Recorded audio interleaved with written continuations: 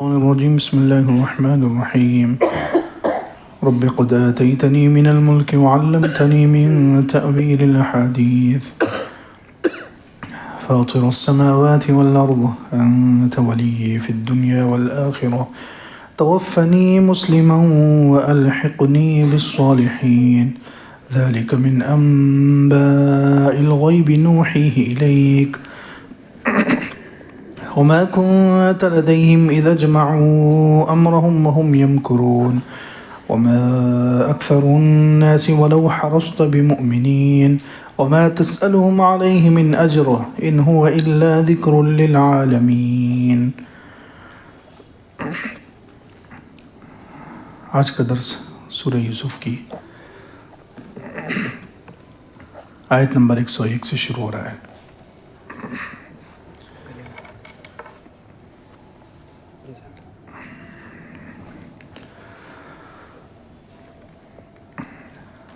اس سے پہلی آیتوں میں حضرت یوسف علیہ السلام کے والد حضرت یعقوب علیہ السلام اور ان کے بھائی وغیرہ اور پوری فیملی کے ملک شام سے مصر منتقل ہونے کا اور مصر کو وطن بنانے کا تذکرہ کیا گیا تھا. اب جب حضرت یوسف علیہ السلام اور ان کی پوری فیملی، پورے گھر والے، والدین بھی اور بھائی اور سب کی بیویاں اور بچے سب ملک شام میں شفٹ ہو گئے اور اس کے بعد زمانہ گزر گیا.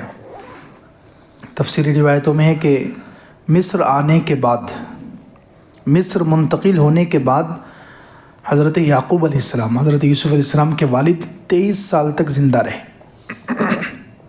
مصر آنے کے بعد حضرت یعقوب علیہ السلام 23 سال تک زندہ رہے.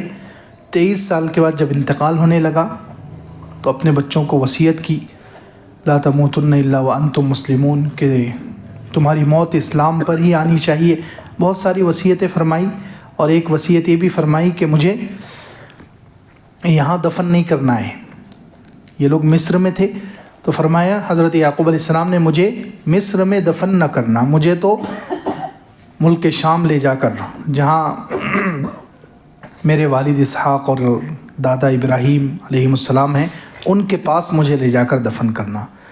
تو روایتوں میں ہے کہ حضرت یوسف علیہ السلام خود گئے حضرت یعقوب علیہ السلام کی مبارک نعش کو لے کر اور ملک شام میں ان کو دفن کیا. پھر اس کے بعد حضرت یوسف علیہ السلام اس کے بعد اور 24 سال زندہ رہے، یعنی والد کے شفٹ ہونے کے بعد والد کے ساتھ 23 سال رہے اور والد کے انتقال کے بعد پھر مزید 24 سال رہے. تقریباً 100 سال کی عمر، یا بعض مفسرین کہتے ہیں 120 سال کی عمر حضرت یوسف علیہ السلام کی ہوئی ہے. تو آخر زمانے میں جب اللہ رب العزت نے سب کچھ دے دیا، بادشاہت بھی دے دی، دنیا کی نعمتیں بھی دے دی اور دینی نعمت بھی اللہ تعالیٰ نے عطا فرمائی، تو حضرت یوسف علیہ السلام نے اس وقت آخر میں یہ دعا کی، رب قد آتیتنی من الملک وعلمتنی من تأویل الاحادیث. اے میرے پروردگار، آپ نے مجھے ملک دیا ہے، آپ نے مجھے بادشاہت دی ہے، ملک، وعلمتنی من تأویل الاحادیث، اور آپ نے مجھے خواب کی تعبیر کا علم یا باتوں کو صحیح سمجھنے کا علم آپ نے مجھے دیا ہے. باتوں کو صحیح سمجھنے کا علم دیا اور اسی میں خواب کی تعبیر کا بھی علم دیا ہے. یہ دو نعمتیں آپ نے دنیا کی اتنی بڑی نعمت دی ہے. فاطر السماوات والارض، زمین اور آسمان کے آپ خالق ہیں، زمین اور آسمان کو بغیر نمونے کے آپ بنانے والے ہیں. انت ولی فی الدنیا والآخرہ، آپ ہی میرے دنیا میں بھی اور آخرت میں بھی میرے سارے کاموں کے ذمہ دار اور ولی آپ ہیں.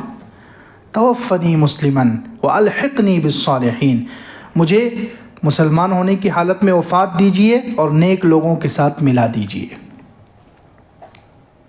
حضرت یوسف علیہ السلام کو بادشاہت ملنے کے بعد اور آخر میں حضرت یوسف علیہ السلام یہ دعا کر رہے ہیں. بڑی عجیب دعا ہے. رب قد آتیتنی، اے میرے پروردگار، آپ نے مجھے ملک دیا ہے اور علم دیا ہے. دو چیزیں، دو نعمتوں کا تذکرہ کیا. لیکن اب ایک بات سمجھنے کی ہے کہ علم کے بارے میں ہم سنتے رہتے ہیں کہ علم افضل ہے. علم، اللہ تعالیٰ جو علم دیتے ہیں وحی کا علم ہو، اللہ تعالیٰ کی طرف سے جو علم دیا جاتا ہے وہ علم افضل ہوتا ہے بادشاہت کے مقابلے میں. بادشاہت کے مقابلے میں علم افضل ہے. لیکن حضرت یوسف علیہ السلام نے بادشاہت کو پہلے ذکر کیا. رب قد آتیتنی من الملک، اے اللہ، اے میرے پروردگار آپ نے مجھے ملک دیا ہے، بادشاہت دی ہے. پھر علم کا تذکرہ کیا ہے کہ آپ نے مجھے خواب کی تعبیر کا اور فلاں علم دیا. ایسا کیوں؟ اس کی ایک وجہ تو مفسرین لکھتے ہیں کہ بادشاہت کو پہلے اس لیے بیان کیا کہ حضرت یوسف علیہ السلام کی جو بادشاہت ہے، تو حضرت یوسف علیہ السلام کو اس بادشاہت کی وجہ سے اللہ نے بھائیوں پر برتری دی تھی. بھائیوں پر جو برتری دی اور بھائیوں کے مقابلے میں جو اونچا مقام دیا ہے وہ بادشاہت کی وجہ سے دیا ہے. بھائی جب فقیر ہو کر اور ان کے پاس اناج ختم ہو گیا، محتاج بن کر آئے، تو انہوں نے کہا تھا تصدق علینا، ہم پر صدقہ کر دیجئے. تو وہ کیا مانگنے کے لیے آئے تھے؟ علم مانگنے کے لیے آئے تھے یا دنیاوی چیزیں؟ دنیاوی چیزیں. وہ مال و دولت اور غلہ وغیرہ، اناج، یہ مانگنے کے لیے آئے تھے. تو یہاں حضرت یوسف علیہ السلام چونکہ بادشاہت کی کرسی پر تھے اور یہ لوگ رعایا بن کر اور محتاج بن کر آئے تھے، تو یہ برتری حضرت یوسف علیہ السلام کو بھائیوں کے مقابلے میں جو نصیب ہوئی تھی وہ بادشاہت کی وجہ سے ہوئی تھی. اس لیے حضرت یوسف علیہ السلام نے پہلے بادشاہت کا تذکرہ کیا ہے. یا بعض مفسرین کہتے ہیں کہ حضرت یوسف علیہ السلام کے کو بادشاہت کی وجہ سے حضرت یوسف علیہ السلام کی بادشاہت کی وجہ سے لوگوں کو اور امت کو زیادہ فائدہ ہوا ہے. علم خواب کی تعبیر تو چند لوگوں کو بتائیے، خواب کی تعبیر تو چند لوگوں کو بتائیے. سب کو تھوڑی سارے ملک میں سبھی لوگوں کو خواب آیا ہو اور سب کو حضرت نے تعبیر بتلائی ہو، ایسا نہیں ہے. خواب کی تعبیر تو بس چند لوگوں کو بتائیے. لیکن بادشاہت کی وجہ سے کتنا فائدہ ہوا ہے؟ پورے ملک مصر کو فائدہ پہنچا حضرت یوسف علیہ السلام کی بادشاہت کی وجہ سے، اور آس پاس کے ملکوں میں بھی جہاں جہاں قحط پھیل گیا تھا سب کو فائدہ پہنچا ہے. اور وہ بادشاہت کوئی دنیا داروں کی طرح یا آج کل کے جو کافر یا دنیا دار لوگ ہوتے ہیں ان کی بادشاہت کی طرح تھوڑی تھی. وہ بادشاہت تو انصاف والی بادشاہت تھی، اور انصاف والی بادشاہت بہت افضل ہے. انصاف والی بادشاہت کے بارے میں اللہ کے رسول صلی اللہ علیہ وسلم کی مشہور حدیث ہے کہ جو انصاف کرنے والا بادشاہ ہے یہ عرش کے سائے میں ہوگا. تو انصاف والی جو بادشاہت ہوتی ہے وہ انسان کو عرش کا سایہ دلاتی ہے. اسی طرح انصاف والی جو بادشاہت ہوتی ہے وہ بادشاہت انسان کو اتنا اللہ کے قریب کرتی ہے کہ اس کی ہر دعا قبول ہونے لگتی ہے. حدیث میں ہے، اللہ کے رسول صلی اللہ علیہ وسلم فرمایا 3 لوگوں کی دعا رد نہیں ہوتی. صحیح حدیث. 3 لوگوں کی دعا اللہ تعالیٰ واپس نہیں کرتے، رد نہیں کرتے.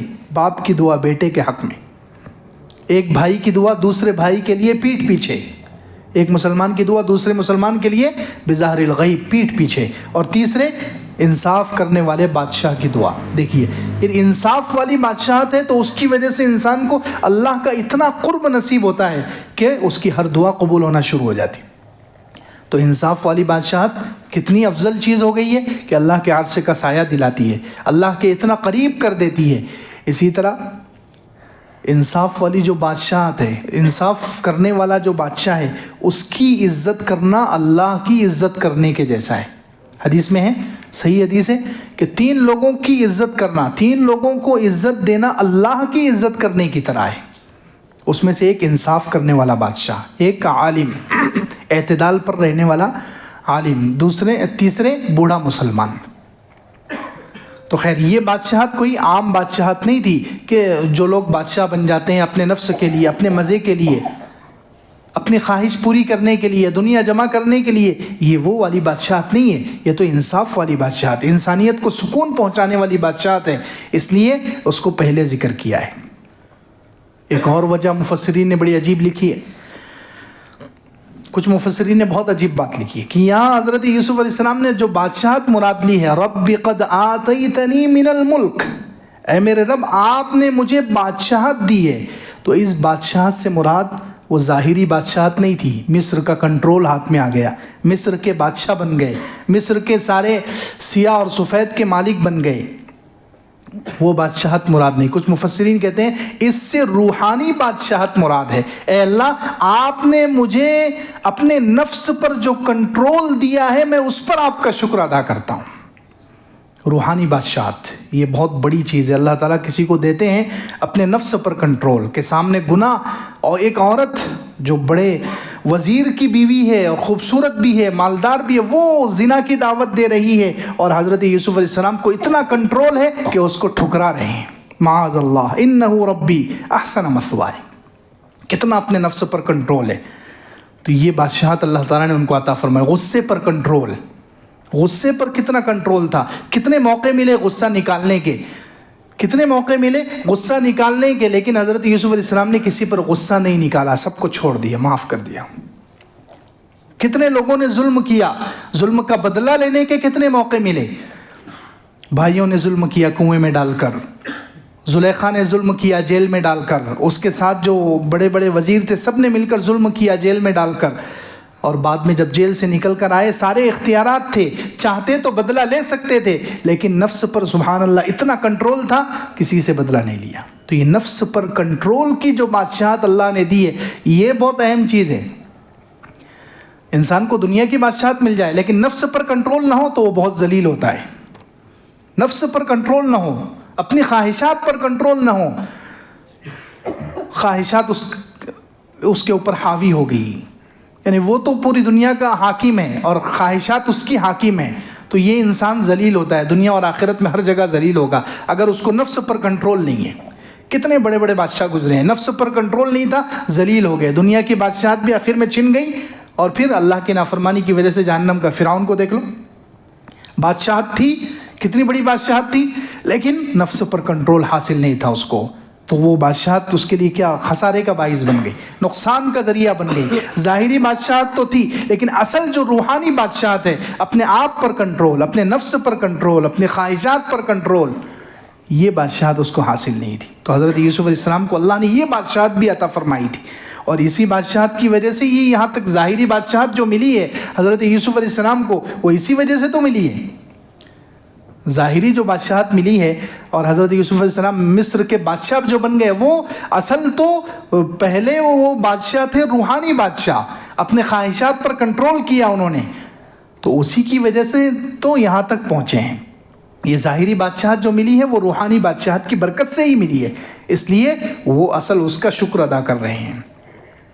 تو فرمایا رب قد آتیتنی من الملک, اے میرے پروردگار آپ نے مجھے بادشاہت دی ہے, ملک دیا ہے. وعلمتنی من تأویل الاحادیث, اور آپ نے مجھے حدیث کی باتوں کو سمجھنے کا فن دیا ہے, علم دیا ہے, یا خواب کی تعبیر کا علم دیا ہے. اور یہاں بھی حضرت کی عاجزی دیکھ لیں. دنیا کا انسان کو تھوڑا کنٹرول مل جائے, انسان کے اندر کیسا تکبر آ جاتا ہے, کیسے اس کے جملے ہوتے ہیں, ہم تو یہ کر دیں گے, ہم تو اس کے مالک ہیں, ہم تو اس جگہ کے مالک ہیں, ہم تو اتنے لوگوں کے مالک ہیں, اتنے لوگ ہمارے اشاروں پر کام کرتے ہیں. انسان کیسے کیسے جملے بولتا ہے. لیکن حضرت یوسف علیہ السلام کے اندر بادشاہت کے باوجود عاجزی کتنی ہے. کہہ رہے ہیں رب قد آتیتنی من الملک, من لگا کر کہا, اے اللہ آپ نے مجھے بادشاہت کا تھوڑا حصہ, آپ کی بادشاہت تو بہت عظیم ہے, اس میں سے آپ نے ایک ذرہ مجھے دیا ہے. اسی طرح آپ کا علم بہت وسیع ہے, اس میں سے آپ نے من تھوڑا سا حصہ مجھے دیا ہے. تو اللہ کے علم کے مقابلے میں ظاہر سی بات ہے انسان کا علم بہت مختصر ہے. اللہ کی بادشاہت کے مقابلے میں انسان کی بادشاہت کتنی بھی بڑی ہو, اللہ کی بادشاہت کے مقابلے میں بہت تھوڑی ہے, اور بہت فانی ہے, اور بہت کم ہے, اور بہت کمزور ہے. تو اس لیے من لگا کر دونوں جگہ رب قد آتیتنی من الملک, آپ نے مجھے بادشاہت کا کچھ حصہ دیا ہے.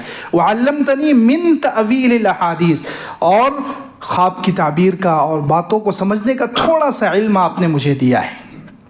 فاطر السماوات والارض, زمین اور آسمان کو آپ بنانے والے ہیں, بغیر نمونے کے آپ نے بنایا ہے. اللہ تعالیٰ سے کیسے مانگتے ہیں یہ بھی طریقہ سکھلا رہے ہیں. پہلے اللہ کی نعمتوں کا تذکرہ کیا, پھر اللہ کی تعریف کی, اللہ کی بڑائی بیان کی, پھر اس کے بعد اپنی حاجت رکھی.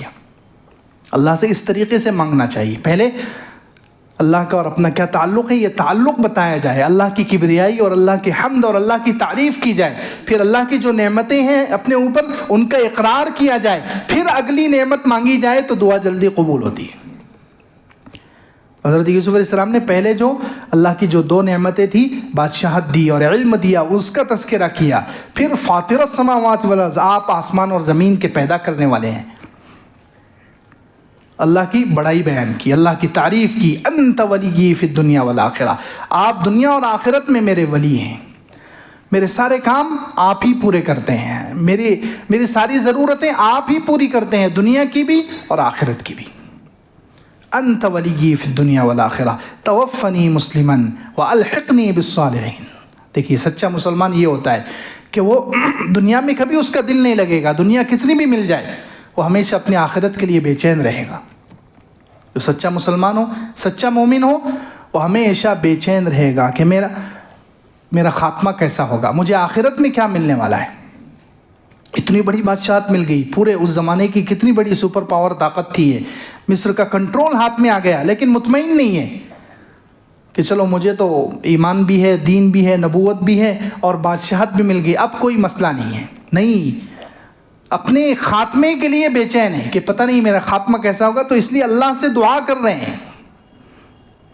اپنے خاتمے کے لیے، اپنی آخرت کے لیے اللہ سے دعا کر رہے ہیں. سچا مسلمان ایسے ہو، ہمیشہ بے چین، اپنے ایمان کے بارے میں، اپنے خاتمے کے بارے میں، اپنی آخرت کے بارے میں. جو بے چین رہے گا وہ سچا مومن ہے، اور جو مطمئن ہو گیا اپنے ایمان کے بارے میں، اپنے خاتمے کے بارے میں، اپنی آخرت کے بارے میں، دعا ہی نہیں مانگ رہا ہے، اس کی کوئی فکر ہی نہیں کر رہا ہے، اس کے بارے میں سوچ ہی نہیں رہا ہے، تو وہ خطرے میں ہے. فلا یأمن مکر اللہ الا القوم الخاسرون. 90 پارے کی آیت ہے کہ اللہ کی تدبیر سے مطمئن نہیں ہوتے مگر نقصان اٹھانے والے. اللہ کی تدبیر سے مراد مفسرین کہتے ہیں یہی کہ آدمی اپنی ایمان کے بارے میں بے چین بے فکر رہے، ہمیشہ ایمان کے بارے میں بے چین رہے، فکر مند رہے، ہمیشہ اپنے خاتمے کے بارے میں اور آخرت، یہ 3 چیزوں کے بارے میں، ایمان کے بارے میں، خاتمے کے بارے میں اور آخرت کے بارے میں ہمیشہ بے چین رہے، ہمیشہ سوچتا رہے، ہمیشہ اس کے لیے دعا کرتا رہے، ہمیشہ تڑپتا رہے. کبھی اس کو اس کے بارے میں، ان 3 چیزوں کے بارے میں اطمینان نصیب نہ ہو، تو یہ سچا مومن ہے. اور جو ان 3 چیزوں کے بارے میں، ایمان کے بارے میں، خاتمے کے بارے میں اور آخرت کے بارے میں جو مطمئن ہو گیا، پہلے حدیث بیان کی گئی 3 چیزوں کو حضور اقدس صلی اللہ علیہ وسلم نے سب سے بڑے کبیرہ گناہوں میں شمار کیا ہے. اکبر الکبائر، کبیرہ میں بھی سب سے بڑے کبیرہ گناہ 3 ہیں، صحیح حدیث ہے. اس میں سے پہلا الشرک باللہ، اللہ کے ساتھ شرک کرنا، اللہ کے ساتھ شرک کرنا، کوئی بھی مخلوق کو، کسی بھی چیز کو اللہ کے ذات میں یا صفات میں شریک ٹھہرانا، یہ سب سے بڑا کبیرہ گناہ ہے. دوسرے، اللہ کی تدبیر سے، اللہ سے مایوس ہو جانا، والیأس من روح اللہ، اللہ کی رحمت سے نا امید ہو جانا، یہ بھی کبیرہ گناہوں میں، سب سے بڑے گناہوں میں دوسرے نمبر پر. اور تیسرے نمبر پر والامن من مکر اللہ، اللہ کی تدبیر سے بے خوف ہو جانا، یعنی مطمئن ہو گئے کہ اب اللہ تعالیٰ میرا ایمان چھین ہی نہیں سکتے، اب میرا خاتمہ خراب ہو ہی نہیں سکتا، ایمان مل گیا ہے، اب میں جنتی پکا ہوں. یہ سوچ کر اگر آدمی مطمئن ہو گیا تو یہ سب سے بڑے کبیرہ گناہ میں مبتلا ہو گیا. اکبر الکبائر ہے یہ، اکبر الکبائر کہا گیا ہے اس کو. اور 90 پارے میں اللہ تعالیٰ نے کہا کہ ایسے جو مطمئن ہو جاتے ہیں اپنے ایمان کے بارے میں، اللہ کی تدبیر سے جو لوگ مطمئن ہو گئے کہ اللہ تعالیٰ مجھے کسی آزمائش میں ڈالیں گے ہی نہیں اور بس میں پار نکل جاؤں گا آسانی سے، تو جو اس طریقے سے مطمئن ہوتا ہے وہ الا القوم الخاسرون، نقصان اٹھانے والے لوگ. اسی لیے صحابہ کرام بے چین رہتے تھے. کتنے، حضرت عمر رضی اللہ عنہ کا کتنا بڑا مقام ہے اس امت میں. حضور صلی اللہ علیہ وسلم کے بعد حضرت ابوبکر اور حضرت ابوبکر کے بعد حضرت عمر تیسرے نمبر پر ہیں. کتنا اونچا مقام ہے. کتنی بار جنت کی خوشخبری ملی، قرآن میں بھی جنت کی خوشخبری کا تذکرہ ہے صحابہ کرام کے بارے میں، اور صحیح حدیثوں میں حضرت عمر رضی اللہ عنہ کے لیے بشارت ہے. لیکن عجیب بات ہے، اللہ اکبر، حضرت عمر رضی اللہ عنہ کے بارے میں لکھنے والوں نے لکھا کہ حضرت عمر رضی اللہ اتنا ڈرتے تھے، اتنا جو ہے بے چین رہتے تھے کہ حضرت عمر رضی اللہ عنہ کہتے تھے کہ اگر میرا ایک پیر جنت میں ہو اور ایک پیر جنت سے باہر ہو تو میں دوسرے پیر کے بارے میں فکر مند رہوں گا کہ پتہ نہیں وہ پیر جنت میں جائے گا کہ نہیں جائے گا. اللہ اکبر. اب بتائیے کسی کا ایک پیر جنت میں گیا تو دوسرا بھی جانے ہی والا ہے، عقل میں آنے والی بات ہے. ایک پیر اللہ تعالیٰ نے جنت میں داخل کر دیا تو یہ تو نہیں ہو سکتا. اللہ تعالیٰ اتنے سخت تو نہیں ہے کہ کسی کا ایک پیر جنت میں ڈالیں گے اور دوسرا جہنم میں ڈالیں گے. لیکن حضرت عمر رضی اللہ عنہ بتا رہے ہیں کہ میں کتنا وہ اللہ سے ڈرتے تھے، کتنا اپنے ایمان کے بارے میں فکر مند، اپنے خاتمے کے بارے میں اور اپنے آخرت کے بارے میں کتنے فکر مند تھے کہ اگر ایک پیر جنت میں ہو دوسرا باہر ہو تو میں دوسرے کے بارے میں بے چین رہوں گا۔ صحابہ کرام کتنے ہیں، انتقال کے وقت ان کی کیا کیفیت ہے؟ حضرت سلمان فارسی رضی اللہ عنہ، کتنا بڑا مقام ہے حضرت سلمان فارسی رضی اللہ عنہ، صحابی ہے اور بڑے مشہور صحابی ہے اور جنتی لوگوں میں ان کا شمار ہے۔ بیعت الرضوان میں وہ لوگ شریک ہوئے، بیعت الرضوان میں جتنے لوگ شریک تھے وہ سارے صحابہ جنتی ہیں۔ بیعت الرضوان جو درخت کے نیچے بیعت لی گئی تھی اس میں حضرت سلمان فارسی رضی اللہ عنہ شریک تھے، اور اللہ کے رسول اللہ صلی اللہ علیہ وسلم نے خود فرمایا صحیح حدیث میں کہ جن لوگوں نے بیعت رضوان کی ہے وہ سب جنتی ہیں۔ لیکن پھر بھی حضرت سلمان فارسی رضی اللہ عنہ کا انتقال ہو رہا ہے تو رو رہے ہیں اور کہہ رہے ہیں کہ قیامت کے دن اللہ تعالیٰ کے سامنے مجھے کھڑا ہونا ہے، اب مجھے نہیں معلوم کہ مجھے جنت کی طرف لے جایا جائے گا یا جہنم کی طرف۔ اتنے فکر مند ہیں اپنے ایمان کے بارے میں، اپنے خاتمے کے بارے میں اور آخرت کے بارے میں۔ حضرت امیر معاویہ رضی اللہ عنہ کا انتقال ہو رہا ہے تو رو رہے ہیں۔ کسی نے پوچھا کہ آپ کیوں رو رہے ہیں؟ کہا میں دنیا کے چھوٹنے پر نہیں رو رہا ہوں، دنیا کے چھوٹنے پر نہیں رو رہا ہوں، موت کے ڈر سے نہیں رو رہا ہوں، میں تو اس وجہ سے رو رہا ہوں کہ حدیث میں ہے کہ دو مٹھیاں ہیں اللہ تعالیٰ کی، ایک مٹھی میں اللہ تعالیٰ نے کچھ لوگوں کو لیا اور کہا یہ جنتی ہے، اور ایک مٹھی میں کچھ لوگوں کو لیا اور کہا یہ جہنمی ہے۔ تو حضرت امیر معاویہ رضی اللہ عنہ صحابی کہنے لگے مجھے نہیں پتا کہ میں جنت والی مٹھی میں ہوں یا جہنم والی مٹھی میں۔ حضرت ابو عبداللہ رضی اللہ عنہ ایک صحابی تھے، ان کا انتقال کا وقت قریب آیا تو وہ بے چین ہیں، رو رہے ہیں، آنکھوں سے آنسو بہ رہے ہیں۔ کسی نے کہا کہ آپ کو تو حضور صلی اللہ علیہ وسلم نے بشارت دی ہے، ان سے کہا تھا حضور صلی اللہ علیہ وسلم نے کہ تم مونچھیں کٹاؤ، مونچھ کٹاؤ اور اسی پر قائم رہو اور قیامت میں مجھ سے مل لینا۔ مونچھ کٹاؤ، اس پر قائم رہو اس سنت پر اور قیامت میں مجھ سے مل لینا۔ تو اس کا مطلب آپ جب حضور صلی اللہ علیہ وسلم سے قیامت میں ملنے والے ہیں تو حضور سے جو مل گیا تو وہ ظاہر سی بات ہے اس کا خاتمہ اچھا ہوگا، اور وہ جنتی ہے اور صحابی بھی ہے وہ، اور یہ الگ سے ان کی فضیلت بھی بیان ہوئی ہے۔ لیکن پھر بھی کہنے لگے مجھے ڈر یہ لگ رہا ہے کہ میں نے اللہ کے رسول صلی اللہ علیہ وسلم سے یہ بھی سنا ہے کہ اللہ تعالیٰ کی دو مٹھیاں، ایک مٹھی سے اللہ تعالیٰ نے کچھ لوگوں کو لیا اور کہا کہ یہ جنت کے لیے ہے، اور دوسری مٹھی سے کچھ لوگوں کو لیا اور کہا یہ جہنمی ہے۔ تو کہنے لگے پتہ نہیں، مجھے بھروسہ نہیں کہ میں جنت والی مٹھی میں ہوں یا جہنم والی مٹھی میں۔ یہ اپنے ایمان کے بارے میں، اپنے خاتمے کے بارے میں فکر۔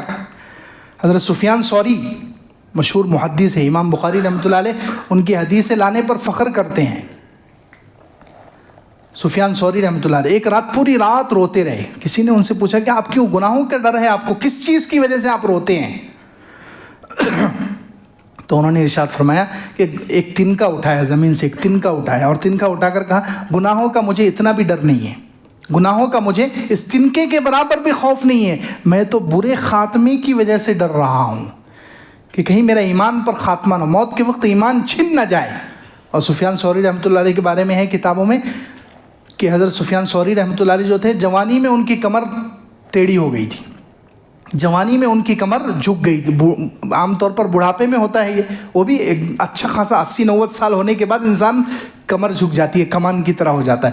تو حضرت سفیان ثوری کی جوانی میں ہو گئی تھی۔ تو کسی نے پوچھا کہ آپ کی جوانی میں آپ ایسے بوڑھوں کی طرح کیوں ہو گئے، اتنی کمر جھک گئی؟ تو کہا مجھے ڈر ہے کہ میرا خاتمہ خراب نہ ہو جائے، کیونکہ میں نے اپنے 3 استاذوں کو دیکھا ہے کہ ان کا کفر پر خاتمہ ہوا ہے۔ اللہ اکبر۔ محدثین وہ بھی کس زمانے کے؟ امام بخاری سے پہلے امام ابو حنیفہ کے زمانے کے، تابعین تبع تابعین کے دور کے ہیں۔ کہا میں نے 3 استادوں کو دیکھا ہے کہ وہ کفر پر دنیا سے گئے ہیں، تو مجھے ڈر ہے کہ کہیں میرا بھی خاتمہ انہی کی طرح نہ ہو جائے، اس ڈر کی وجہ سے میری کمر جھک گئی ہے جوانی میں۔ تو خیر ہر مسلمان کو فکر ہونی چاہیے خاتمے کی۔ حضرت یوسف علیہ السلام جیسے اولو العزم پیغمبر ہیں، اتنے اونچے درجے کے پیغمبر جن کا قصہ اللہ تعالیٰ نے اتنی تفصیل سے بیان کیا ہے، ان کو اپنے خاتمے کی فکر ہو رہی ہے اور وہ اپنے خاتمے کے لیے دعا کر رہے ہیں۔ تو خیر انہوں نے دعا کی توفنی مسلمن، اے اللہ مجھے اسلام کی حالت میں وفات دے، والحقنی بالصالحین، اور نیک لوگوں کے ساتھ ملا دے، یعنی انبیاء کی جماعت کے ساتھ۔ میرے باپ حضرت یعقوب، ان کے والد حضرت اسحاق، ان کے والد حضرت ابراہیم، اور جتنے انبیاء اور نیک لوگ دنیا سے جا چکے ہیں، اللہ مجھے ان کے ساتھ ملا دے۔ اب دیکھیں یہاں پر ایک بات یہ سمجھنے کی ہے کہ حسن خاتمہ، اچھا خاتمہ کیسے نصیب ہوتا ہے؟ اچھے خاتمے کے لیے قرآن و حدیث سے، صحیح حدیث ہے اور کچھ قرآن کی آیتوں سے 15 اسباب ہیں. 15 اسباب ایسے ہیں کہ جن کو اگر انسان اختیار کرے، 15 اعمال ہیں ان کو اختیار کرے تو اللہ تعالیٰ کی ذات سے امید ہے کہ اسے اچھا خاتمہ نصیب ہوگا. سب سے پہلے قرآن سے تعلق، سب سے پہلے قرآن سے تعلق. قرآن سے تعلق کی وجہ سے اللہ تعالیٰ نے 14ویں پارے میں فرمایا قُلْ نَزَّلَهُ رُوحُ الْقُدُسِ مِنْ رَبِّكَ بِالْحَقِّ لِيُثَبِّتَ الَّذِينَ آمَنُوا وَهُدًى وَبُشْرَى لِلْمُسْلِمِينَ. اس آیت میں بشارت دی گئی ہے کہ جو قرآن سے تعلق رکھتے ہیں اللہ تعالیٰ انہیں دین پر جمع دیں گے، ثابت قدمی نصیب ہوگی اور ایمان پر خاتمہ ہوگا. تو قرآن سے تعلق ہونا چاہیے، قرآن کی تلاوت کرے، قرآن کو سمجھے، قرآن کو دنیا میں پھیلانے کی کوشش کرے، جتنا ہو سکتا ہے جس قسم کا تعلق ہو سکتا ہے قرآن سے تعلق رکھے. تو یہ ایمان پر خاتمے کا پہلا سبب ہے. اسی طرح دوسرا سبب ایمان پر خاتمے کا اللہ کے ذکر کا اہتمام. اس کے بارے میں 13ویں پارے میں کی آیت ہے الذین آمنوا وتطمئن قلوبہم بذکر اللہ. جو ایمان والے ہیں ان کو ان کے دلوں کو اطمینان ملتا ہے اللہ کی یاد سے، ان کے دلوں کو اطمینان ملتا ہے اللہ کے ذکر سے. اور اگلی آیت میں ہے الذین آمنوا وعملوا الصالحات طوبی لہم وحسن مآب. جو ایمان والے اور نیک عمل کرنے والے اور یہ اللہ کا ذکر کرنے والے ہیں ان کے لیے خوشخبری ہے اور اچھا ٹھکانہ. تو قرآن نے اشارہ کیا کہ جو اللہ کا ذکر کرے گا اہتمام سے، اللہ کا ذکر کرے گا پابندی سے، اس کا ٹھکانہ اچھا ہوگا، یعنی خاتمہ اچھا ہوگا اور اس کو جنت نصیب ہوگی. اسی طرح تیسرا سبب اور تیسرا ذریعہ ہے اچھے خاتمے کے لیے تقوی کو لازم پکڑنا، اللہ سے ڈرنا اور اللہ سے ڈر کر حرام کاموں کو چھوڑنا. اللہ سے ڈرنا اور اللہ سے ڈر کر حرام کاموں کو چھوڑ دینا. اس کے بارے میں تو قرآن میں کتنی آیتیں ہیں والعاقبۃ للتقوی، بہتر انجام متقیوں کا ہے. ان العاقبۃ للمتقین، عاقبت اچھا انجام متقی لوگوں کے، جو اللہ سے ڈرتے ہیں اور اللہ سے ڈر کر حرام کام چھوڑ دیتے ہیں ان کا انجام اچھا ہوگا، یہ قرآن کہہ رہا ہے. اسی طرح چوتھا سبب ہے نیک لوگوں کی صحبت. اللہ کے نیک بندے جہاں ایمان کی مجلسیں لگتی ہیں، جہاں قرآن کی باتیں پڑھ کر بتائی جاتی ہیں، جہاں اللہ کے رسول اللہ علیہ وسلم کی حدیثیں بیان کی جاتی ہیں، تو ایسے لوگوں کے ساتھ بیٹھنا. بخاری شریف کی حدیث ہے کہ جب ایسی مجلسیں ختم ہوتی ہے تو فرشتہ مغفرت کا اعلان کرتا ہے. تو ایک فرشتہ کہتا ہے کہ اس میں ایک آدمی ایسا تھا جو دنیاوی مقصد سے آیا تھا، دنیا کی نیت سے آیا تھا. تو اللہ رب العزت کہتے ہیں ہم الجلساء لا یشقی بہم جلیسہم، یہ ایسے بیٹھنے والے ہیں کہ ان کے ساتھ بیٹھنے والا بدبخت نہیں ہوگا، یعنی اس کو ایمان پر خاتمہ نصیب ہوگا. اس سے پہلے بتایا تھا 12ویں پارے کی آیت ہے کہ بدبخت اللہ کی نظر میں وہ ہے جو کفر پر مر جائے. فَأَمَّا الَّذِينَ شَقُوا فَفِي النَّارِ، جو بدبخت ہیں وہ جہنم میں ہے. تو اس کا مطلب جو نیک بخت ہیں وہ جنتی ہیں. تو یہاں حدیث میں فرمایا بخاری شریف کی حدیث میں کہ ان کے ساتھ، نیک لوگوں کے ساتھ بیٹھنے والا ایسی مجلسوں میں، علمی اور دینی اور ایمانی مجلسوں میں بیٹھنے والا بدبخت نہیں ہوگا، یعنی اس کا ایمان پر خاتمہ ہوگا.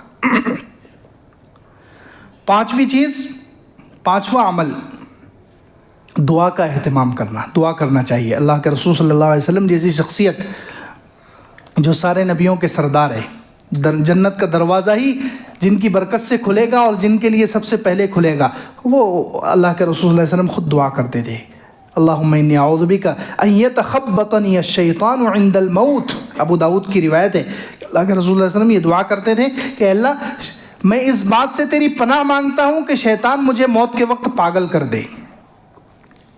ان یتخبطنی الشیطان عند الموت، موت کے وقت شیطان کہیں مجھے پاگل نہ کر دے، اس بات سے میں تیری پناہ چاہتا ہوں.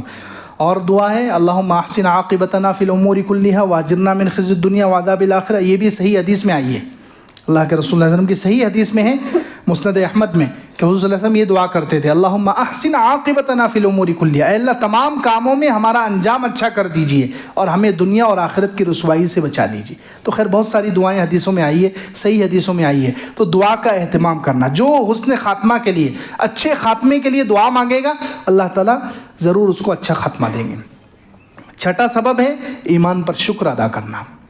شکر سے نعمت بڑھتی ہے. تو جتنا ایمان پر شکر ادا کریں گے، ایمان کا شکر ادا کریں گے، ایمان کے لیے روزانہ 2 رکعت شکرانے کی نماز پڑھیں گے، تو اللہ تعالیٰ اس نعمت کو بڑھاتے ہی رہیں گے. اس نعمت میں پھر کمی نہیں ہوگی اور یہ نعمت چھینی نہیں جائے گی. 7ویں، اذان کے بعد کی دعا.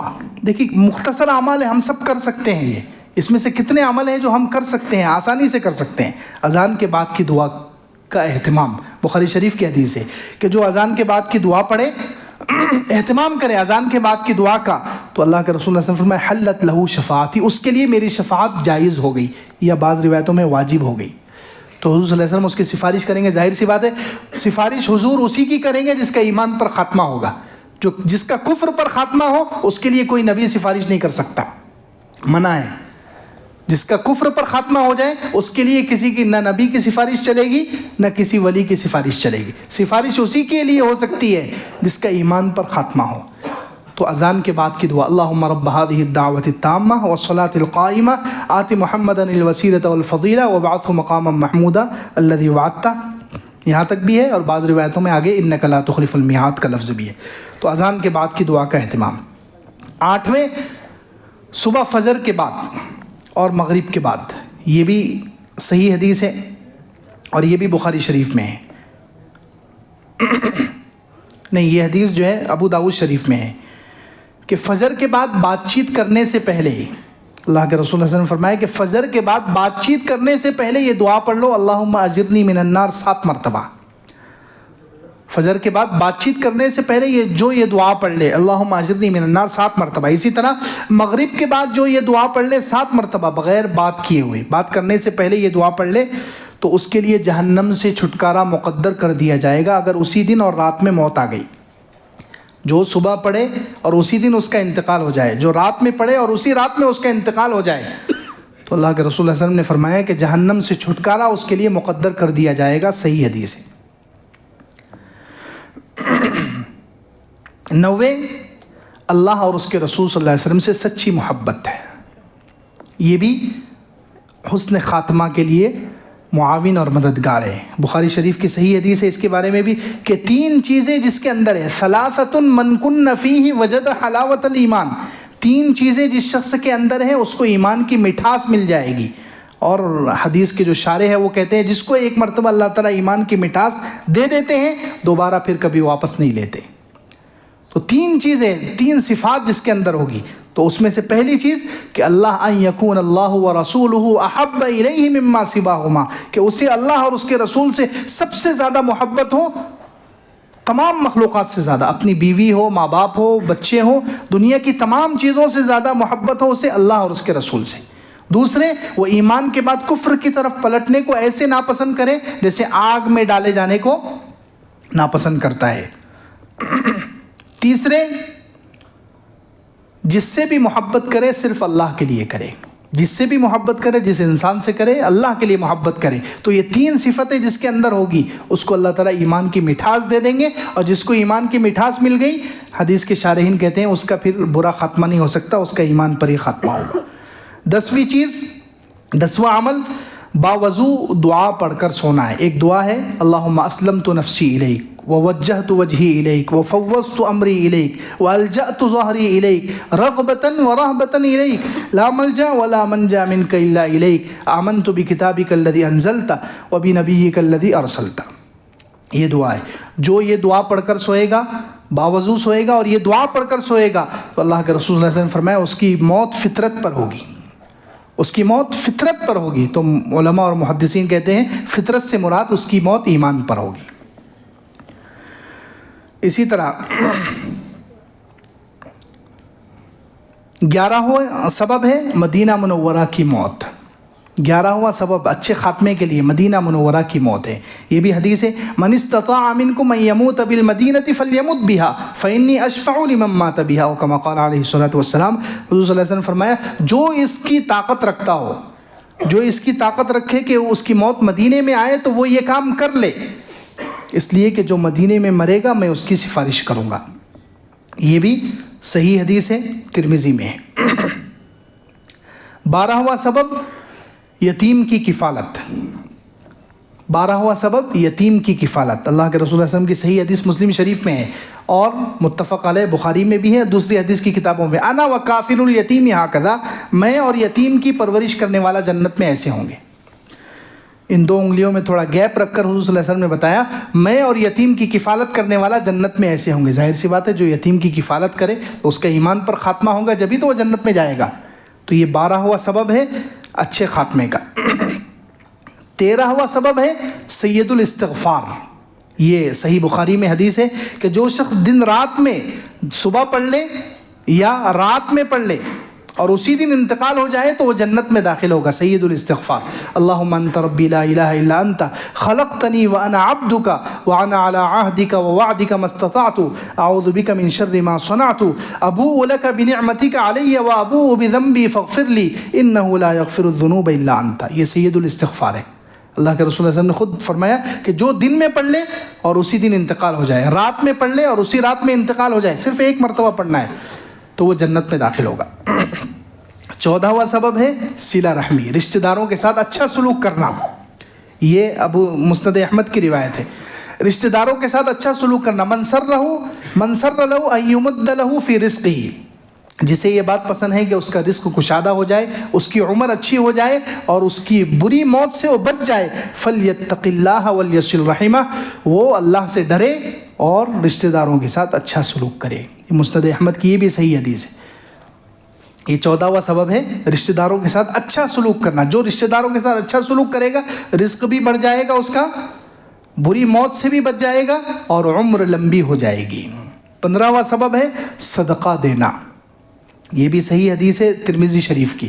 ان الصدقۃ تطفئ غضب الرب وتدفع میتۃ السوء, کہ صدقہ اللہ کے غضب کو بجھاتا ہے, رب کے غضب کو بجھاتا ہے اور بری موت سے بچاتا ہے. تو یہ 15 اسباب ہیں, اس میں سے ہم جتنے اختیار کر سکتے ہوں اختیار کریں تاکہ ہمیں اچھا خاتمہ نصیب ہو جائے. توفنی مسلما والحقنی بالصالحین. خیر حضرت یوسف علیہ السلام نے دعا کی کہ اے اللہ مجھے اسلام کی حالت میں وفات دے اور نیک لوگوں کے ساتھ ملا دے. اب یہاں ایک مسئلہ باقی ہے, وہ مسئلہ یہ ہے کہ موت کی دعا کر سکتے ہیں کہ نہیں, موت کی دعا کرنا چاہیے یا نہیں, موت کی دعا کر سکتے ہیں یا نہیں. یہاں تو حضرت یوسف علیہ السلام دعا کر رہے ہیں کہ مجھے موت دے دے اسلام کی حالت میں اور نیک لوگوں کے ساتھ ملا دے. تو یاد رکھیں دنیاوی مصیبتوں کی وجہ سے, دنیا کی مصیبتوں سے پریشان ہو کر, دنیا کے حالات سے گھبرا کر موت کی تمنا کرنا جائز نہیں ہے, حرام ہے. صحیح حدیث ہے بخاری شریف میں ہے, اللہ کے رسول صلی اللہ علیہ وسلم فرمایا لا تمنین احدکم الموت لضر نزل بہ, کوئی شخص تم میں سے موت کی تمنا نہ کرے اس مصیبت کی وجہ سے جو اس پر نازل ہوئی ہے. مصیبت کے نازل ہونے کی وجہ سے, حالات سے گھبرا کر, ٹینشنوں سے پریشان ہو کر موت کی تمنا کرنا جائز نہیں ہے. فَإِنْ كَانَ لَابُدْ, اگر موت کی تمنا کرنا ہی ہے تو یہ دعا کرو اللہم احیینی ما کانت الحیات خیرا لی وتوفنی اذا کانت الوفات خیرا لی, او کما قال علیہ الصلوۃ والسلام. کہ حضور صلی اللہ علیہ وسلم نے خود یہ دعا سکھائی, اگر تمہیں موت کی دعا کرنا ہی ہے, تمنا کرنا ہی ہے تو یہ مانگ لو, اے اللہ جب تک زندگی میرے لیے اچھی ہے مجھے زندگی دے, اور جب میرے لیے موت بہتر ہو مجھے موت دے دے. تو خیر دنیاوی حالات سے گھبرا کر, دنیاوی چیزوں سے پریشان ہو کر, ٹینشنوں سے پریشان ہو کر موت کی تمنا کرنا جائز نہیں ہے. ہاں اگر 2 وجہ سے موت کی تمنا کرنا جائز ہے, 2 وجہ ایسی ہے کہ جس کی وجہ سے موت کی تمنا کرنا جائز ہے, موت کی دعا کرنا جائز ہے. ایک, جب آدمی کے دین کو خطرہ ہو, یہ لگ رہا ہے کہ میں زندہ رہوں گا تو میرا دین خطرے میں پڑ جائے گا, میں گمراہ ہو جاؤں گا. فتنے اتنے خطرناک ہو گئے, گمراہیاں اتنی بڑھ گئی کہ وہ یہ سوچ رہا ہے کہ اگر میں اب زندہ رہا تو میرا دین خطرے میں پڑ جائے گا اور میں گمراہ ہو جاؤں گا. تو ایسے شخص کے لیے موت کی تمنا جائز ہے. اللہ کے رسول صلی اللہ علیہ وسلم نے فرمایا, یہ بھی صحیح حدیث ہے, ارشاد فرمایا کہ 2 چیزوں کو آدمی پسند نہیں کرتا حالانکہ وہ 2 چیزیں آدمی کے لیے بہتر ہے. ایک موت کو آدمی پسند نہیں کرتا حالانکہ موت فتنے سے بہتر ہے, اور مال کی کمی کو آدمی پسند نہیں کرتا حالانکہ مال کی کمی حساب کو کم کرنے والی ہے. تو جس کو فتنے کا ڈر ہو, دین میں فتنے کا ڈر ہو کہ میرا دین خراب ہو جائے گا, میں گمراہ ہو جاؤں گا, تو وہ موت کی تمنا کرے, ٹھیک ہے. حضرت علی رضی اللہ عنہ نے جب فتنے بڑھ گئے، حضرت علی رضی اللہ عنہ کے زمانے میں مسلمانوں میں آپس میں لڑائیاں بھی ہوئی اور خوارج کا فتنہ اٹھا، اور پورا حضرت علی رضی اللہ عنہ کا جو زمانہ تھا خلافت کا وہ اسی میں گزر گیا. تو آخر میں حضرت علی رضی اللہ عنہ نے بھی تنگ آ کر یہ دعا کی تھی، اللہم خذنی الیک، اے اللہ مجھے اپنے پاس بلا لے. امام بخاری رحمۃ اللہ علیہ کو جب بخارا سے نکالا گیا، امام بخاری رحمۃ اللہ علیہ کو بخارا سے نکالا گیا، بخارا والوں نے پہلے تو بہت خوشی سے بلایا، استقبال کیا، بعد میں ان پر الزامات لگائے کہ یہ بدعتی ہے، یہ گمراہ ہے، نعوذ باللہ، یہ کافر ہے. ان پر بہت سارے علماء سو جو برے علماء تھے انہوں نے فتویٰ دیا، اور بادشاہ بھی ان کے خلاف ہو گیا. پھر ان کو بخارا سے نکال دیا گیا. اس وقت حضرت امام بخاری نے بھی دعا کی تھی، اللہم فقبضنی الیک، اے اللہ مجھے اپنے پاس بلا لے. تو جو شخص فتنوں سے ڈر کر، اپنے دین کے بارے میں اس کو ڈر ہو، فتنے کا ڈر ہو، تو وہ اگر دعا کرے، موت کی تمنا کرے تو جائز ہے. اسی طرح کوئی شخص اللہ کے ملاقات کی شوق میں، جس کو اللہ سے ملنے کا اتنا شوق ہو، اس میں وہ دعا کرے اور تمنا کرے تو جائز ہے. حضور صلی اللہ علیہ وسلم کے بارے میں ہے کہ حضور صلی اللہ علیہ وسلم نے آخری جو خطبہ دیا ہے اس میں ارشاد فرمایا کہ ایک شخص کو اختیار دیا گیا کہ یا تو وہ دنیا میں رہ لے یا اللہ کے پاس آ جائے. تو حضور نے فرمایا کہ اس آدمی نے اللہ کے پاس جانے کو پسند کیا ہے. اشارتاً کہا، اپنا نام نہیں لیا کہ مجھے یہ اختیار دیا گیا، لیکن حضرت ابوبکر سمجھ گئے اور حضرت ابوبکر رضی اللہ عنہ رونے لگے. تو خیر یہاں حضور صلی اللہ علیہ وسلم نے جو اللہ کے پاس جانے کو، موت کو پسند کیا تھا، وہ کس وجہ سے؟ اللہ سے ملاقات کی شوق میں. حضرت موسیٰ علیہ السلام کے بارے میں بھی ہے کہ وہ پہلے ملک الموت آیا تو اس کو تھپڑ مار دیا، اس کی آنکھ نکل گئی. ملک الموت آیا، اس کو اتنی زور سے تھپڑ مارا، اس کی آنکھ باہر آ گئی. اس نے جا کر اللہ سے شکایت کی، تو پھر اللہ تعالیٰ نے اس کو بھیجا اور اس نے کہا کہ آپ کو اللہ سے ملاقات کا شوق نہیں. اس طریقے کی بات کی تو فوراً حضرت موسیٰ علیہ السلام موت کے لیے تیار ہو گئے. تو جو شخص موت، اللہ سے ملاقات کے شوق میں موت کی تمنا کرے تو جائز ہے، یا اپنے دین پر فتنے کا خطرہ ہو اور وہ تمنا کرے تو جائز ہے. باقی کسی اور کے لیے دنیا کی چیزوں سے، پریشانیوں سے، حالات سے گھبرا کر موت کی تمنا کرنا اور دعا کرنا یہ جائز نہیں ہے. الحمدللہ رب العالمین، سبحان ربی